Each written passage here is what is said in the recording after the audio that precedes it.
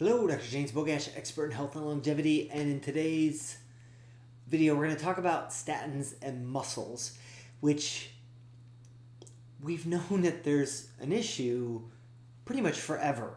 So we know that statins actually block, if you try to exercise, and the adaptations, the improvements that happen with exercise can be blocked by the use of statins, which is generally not a good thing. And we know that even at the microscopic level, even if somebody doesn't have elevated enzymes associated with muscle damage, when you look at it under a microscope, almost everybody is having microscopic muscle damage. So what would that mean if we followed people on statins for a longer period of time? It potentially could be bad news.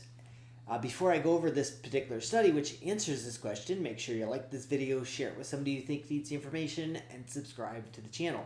So this was a study on almost 300,000 people in the UK, average age 56 years of age, and they checked their BIA using bioimpedance analysis. They checked their lean body mass.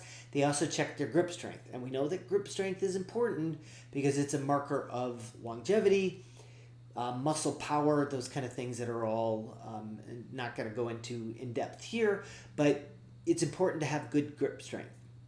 And so they measured at a baseline. They followed up these almost 35,000 of them for a decade and rechecked these parameters. And what they found was that those on statins had 25% greater loss of grip strength and a 73% greater loss of lean body mass.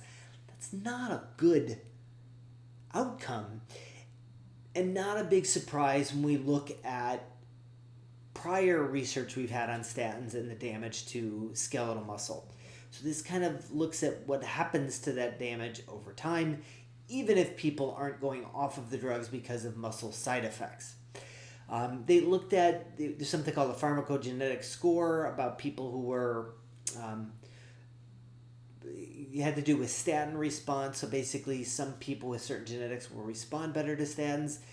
Turns out that those people still had the same loss of muscle mass and lean body mass, grip strength and lean body mass. So what does this mean? First of all, don't confuse the effectiveness of statins, which really, you look at absolute risk ratios.